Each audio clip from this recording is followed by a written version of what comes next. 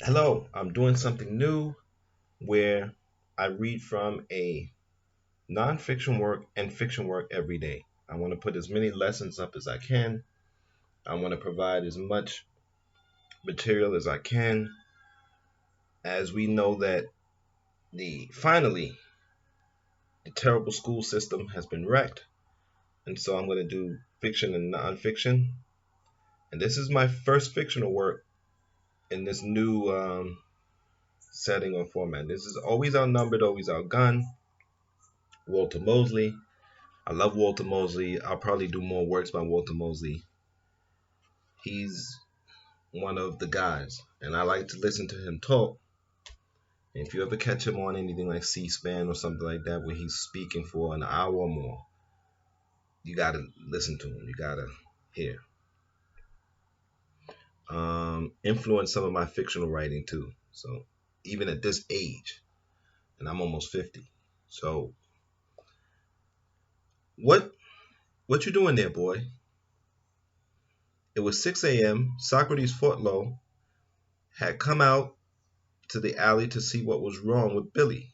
He hadn't heard him crow that morning and was worried about his old friend. The sun was just coming up. The alley was almost pretty, with the trash and broken asphalt covered in half light. Discarded wine bottles shone like murky emeralds in the sludge. In the dawn shadow, Socrates didn't even notice the boy until he moved. He was standing in front of a small cardboard box across the alley, next to Billy's wire fence.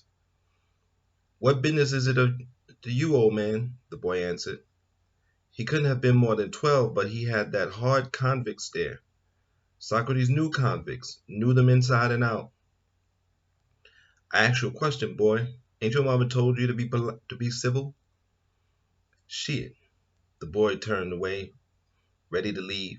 He wore baggy jeans with a blooming blue t-shirt over his bony arms and chest.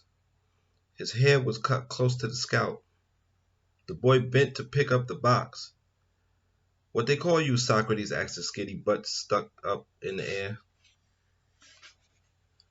"What's it to you?" Socrates pushed open the wooden fence and leaped. If the boy hadn't had his back turned, he would have been able to dodge the stiff lunge. As it was, he heard something and moved quickly to the side. Quickly, but not quickly enough. Socrates grabbed the skinny arms with the big hands. The rock breakers, as Joe Benz used to call them. "Oh shit." Socrates shook the boy until the serrated steak knife, which had appeared from nowhere, fell from his hand. The old brown rooster was dead in the box, his head slashed so badly that half of the beak was gone. "Let me loose, man." The boy kicked, but Socrates held him at arm's length. "Don't make me hurt you, boy," he warned. He let go of one of the arms and said, "Pick up that box. Pick it up." When the boy obeyed, Socrates pulled him by the arm, dragged him through the gate, past the tomato plants and string bean vines, into the two rooms where he'd stayed since they'd let him out of prison. The kitchen was only big enough for a man and a half. The floor was pitted linoleum, maroon.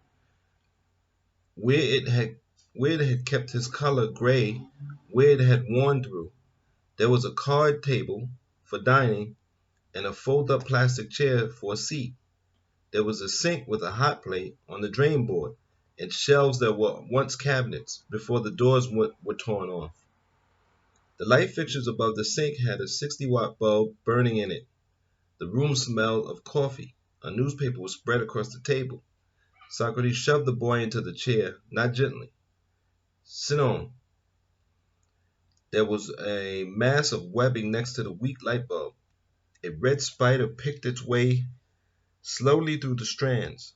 "What's your name, boy?" Socrates asked again. "Darrell." There was a photograph of a painting tacked underneath the light. It was the image of a black woman in the doorway of a house. She wore a red dress and a red hat to protect her eyes from the sun, and she had her arms crossed under her breast and looked angry. Darrell stared at the painting while the spider danced above. "Why you kill my friend, asshole?" "What?" Darrell asked. There was fear in his voice. "You heard me. I didn't kill nobody." Darrell gulped and opened his eyes wider than seemed possible. Who told you that?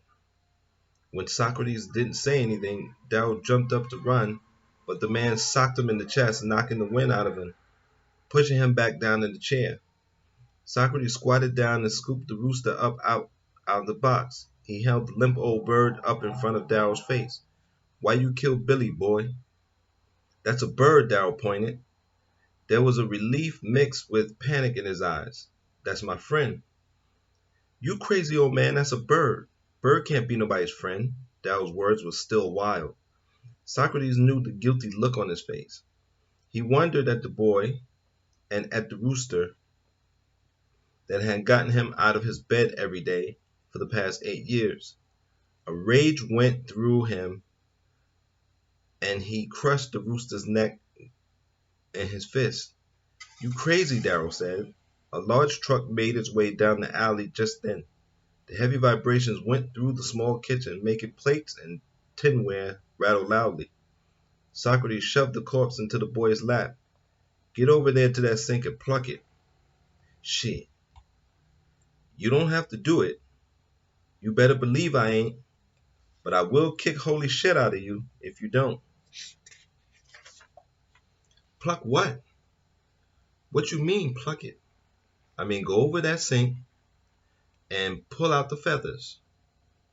What you kill it for if you ain't gonna pluck it? I was gonna sell it. Sell it? Yeah, Darrell said. Sell it to some old lady who wanna make some chicken. So that's chapter 1. And pretty good. Pretty good. Pretty good. Um, uh, and we're gonna see not people killing chickens, but well, we may, because we're gonna see people buying chickens for the eggs. We see that already in New York City. People have chickens in their apartments, in their houses. We're gonna see people having more food close to home. Um, as it becomes apparent that our society has failed and uh, nothing beneficial is put in its place for the majority of the people, because people are putting together new minor societies, new sub societies that are becoming new communities all the time.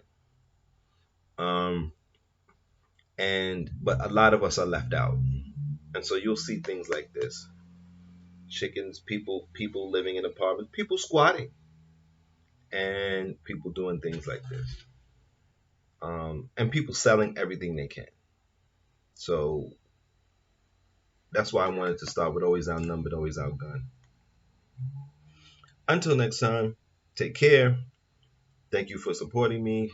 Take care of your mind, take care of your body, and be safe.